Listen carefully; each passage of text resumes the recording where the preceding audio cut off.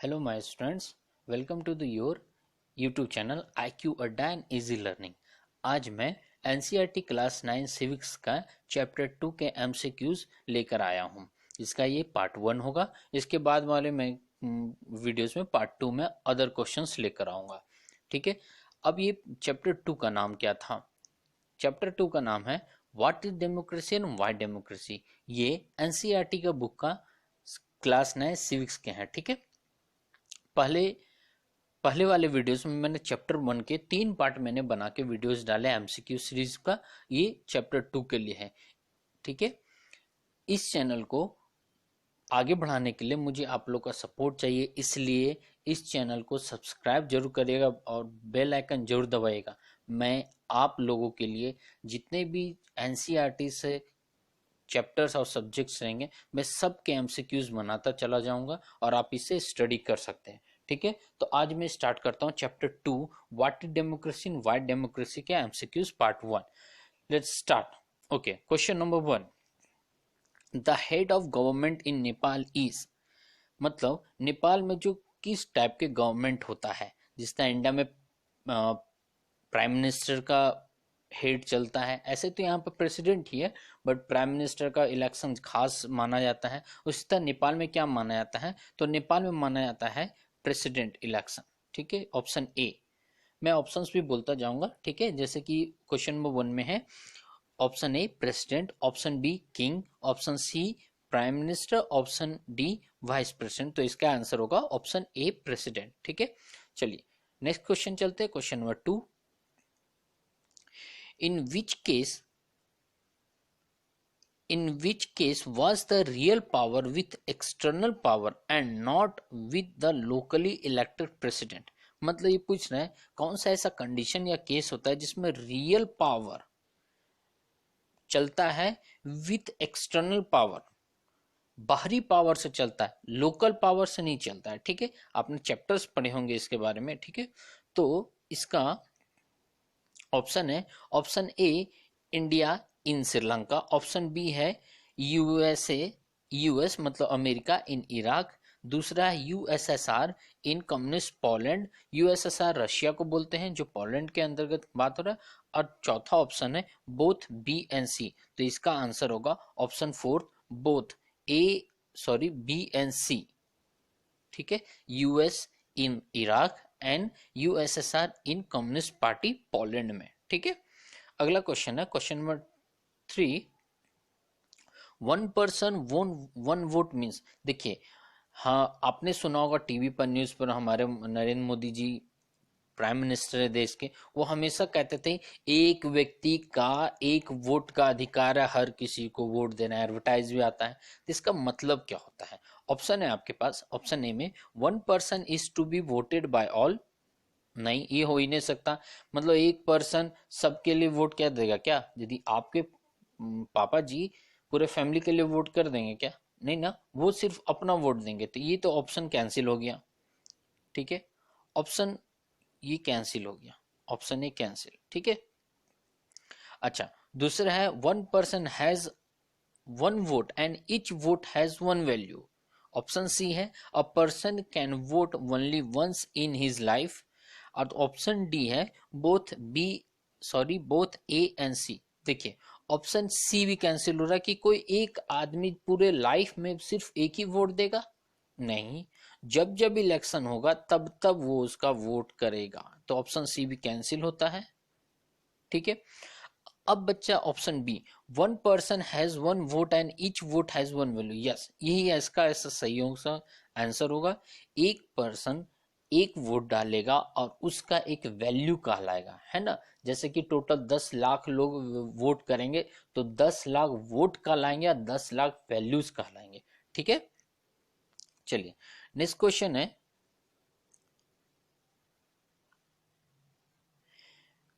Question number 4, which party always on elections in Mexico since it's independence in 1930 till 2000। मतलब बोला जा रहा है मैक्सिको में कौन सी ऐसी पार्टी है जो अपनी आज़ादी 1930 में, जो 1930 में जो उनसे स्वतंत्रता मिलती, तब से लेकर के 2000 तक कौन सी पार्टी हमेशा इलेक्शन जीतते चली आ रही थी। तो आपके पास ऑप्शन है A revolutionary party, option B है Mexican revolutionary party, option C है इंस्टीट्यूशनल रेवोल्यूशनरी पार्टी, और ऑप्शन बी है institutional party, sorry option D है इंस्टीट्यूशनल पार्टी। तो आपका आंसर होगा option C, the institutional revolutionary party, option C. ठीक है, ये आपका आंसर है। ठीक है, आपने बुक में पढ़ा होगा कि कौन सी पार्टी मैक्सिको में रोल निभा रही थी, 2000 के बाद क्या हुआ था, 2000 के पहले क्या हुआ था, मैक्सिको में क्या चल रहे थे, उथल पुथल हो रहे थे, आगे पीछे हो रहे थे, है ना, इसके बारे में आप पढ़े होंगे। ठीक है, अगला क्वेश्चन है question number 5, which party has ruled Zimbabwe since it's independence and who is it's ruler. मतलब जिम्बाब्वे में कौन सी पार्टी एक्टिव थी इंडिपेंडेंस में और उसका रूलर कौन था। तो इसका एक सिंपल सा ऑप्शन आपने चैप्टर पढ़ा होगा तो आपको सीधा पता चल जाएगा। इसका आंसर होगा ऑप्शन ए, ZANU-PF, रॉबर्ट मुगाबे। ठीक है, मतलब जेनू पीएफ, इसको आप पढ़ सकते हैं जेनू पीएफ, रॉबर्ट मुगाबे। ठीक है, इसका आंसर हो गया। ठीक है, क्वेश्चन नंबर 6 है, in which of this cases can democracy not provides a complete solution. मतलब कौन सा इसमें से कंडीशन है जिसमें डेमोक्रेसी पूरी तरह से सॉल्यूशन नहीं करके दे सकता है। तो आपका ऑप्शन ए है removing poverty completely, option B है providing education to all, option C है giving jobs to all, option D है ऑल ऑफ द अबव। देखिए, कंप्लीट सॉल्यूशन कोई नहीं कर सकता है। ठीक है, कहीं ना कहीं कुछ ना कुछ बच जाए। मान लीजिए 10 लाख आदमी है, ठीक है, तो 10 लाख सिर्फ जॉब ही करेगा तो अदर काम कौन करेगा, या फिर अदर काम सारे करेंगे तो सारे जॉब्स करेंगे तो जॉब्स कौन करेगा। तो इसलिए प्लस पोवर्टी, क्योंकि यहाँ पर ऐसा थोड़ी ना कि भाई सबको एक ही सैलरी दे रहा है कोई, जैसा काम वैसा सैलरी वैसा वर्क होता है। ठीक है, तो ऑब्वियस वाली बात है कि कोई अच्छा काम करेगा, अच्छे पोस्ट पर जाएगा तो ज्यादा सैलरी कमाएगा, ज्यादा अच्छा नौकरी रहेगा उसका। जो लो मेहनत करेगा, जो अपना एफर्ट कम डालेगा तो लो पोजीशन पर रहेगा, लो सैलरी वो इनकम करेगा, मतलब कमाएगा। ठीक है, तो कंप्लीटली पॉवर्टी नहीं हटाया जा सकता, ये ऑप्शन चला गया। ठीक है, प्रोवाइडिंग एजुकेशन टू ऑल, जिसको जरूरत है भाई एजुकेशन उसी को पढ़ेगा। ठीक है, गिविंग जॉब्स टू ऑल अभी हम समझा दिए हैं। ठीक है, तो इसका आंसर होगा डी, ऑल द अबव। ये सारे कंडीशंस में ये कंप्लीट सॉल्यूशन प्रोवाइड नहीं किया जा सकता है। ठीक है, आगे चलते हैं। Question number 7, the most common form of democracy takes in our time is that of. देखो, देखिए डेमोक्रेसी में क्या होता है कि एक सरकार आती है जिसे पब्लिक वोट देकर भेजते हैं। ठीक है, पार्लियामेंट हाउस में भेजते हैं। ठीक है, कॉमन सी बात है। अब वो क्या करते हैं, एक रिप्रेजेंटेटिव बनते हैं, वो जनता के लिए, पब्लिक के लिए, हम लोगों के लिए। ठीक है, तो इसका ऑप्शन है ए लिमिटेड डेमोक्रेसी, ऑप्शन बी है इसका रिप्रेजेंटेटिव डेमोक्रेसी, ऑप्शन सी है मैक्सिमम डेमोक्रेसी, ऑप्शन डी है नन ऑफ द अबव। ठीक है, तो ऑब्वियस बात है मैक्सिमम डेमोक्रेसी को ऐसा कोई तो बात है नहीं कि हर जगह डेमोक्रेसी डेमोक्रेसी, ऐसा तो बात नहीं है। लिमिटेड डेमोक्रेसी ये भी नहीं चलेगा आपका, कि क्योंकि सरकार जवाबदेही होता है, जैसे सरकार कोई काम करते है तो पब्लिक को उसे बताना पड़ता है। तो इसका एक ही ऑप्शन आएगा रिप्रेजेंटेटिव डेमोक्रेसी, पब्लिक अपने नेता को चुनकर भेजती है। ठीक है, चलिए नेक्स्ट क्वेश्चन है question number 8, who led military coup in Pakistan in 1999। देखिए मिलिट्री coup क्या होता है, कोई भी ऐसी सरकार जो पार्लियामेंट्री सिस्टम को डिसॉल्व कर देती है। ठीक है, मतलब उसको वैल्यू नहीं देती है और मिलिट्री के बेसिस पर जो मिलिट्री वहां का सैन्य व्यवस्था क्या करेगा, क्या करना है उसे, कैसा कदम उठाना है अपने देश के विकास के लिए, ग्रोथ के लिए, डेवलपमेंट के लिए, वो मिलिट्री ही सारा काम करेगा, सारा पावर मिलिट्री के हाथ चला था। तो ये चीज मिलिट्री को पाकिस्तान में कौन लेकर आया था। ठीक है, तो ये थे तो ऑप्शन है option A Benazir Bhutto, option B है आपका नवाज शरीफ, ऑप्शन सी है आपका Pervez Musharraf, option D none of the above. तो इसका इकलौता, आपने चैप्टर पढ़ा होगा तो इकलौता आंसर इसका परवेज मुशर्रफ है। फिर 2002 में भी इसने पूरी तरह से डिसॉल्व कर दिया था, है ना।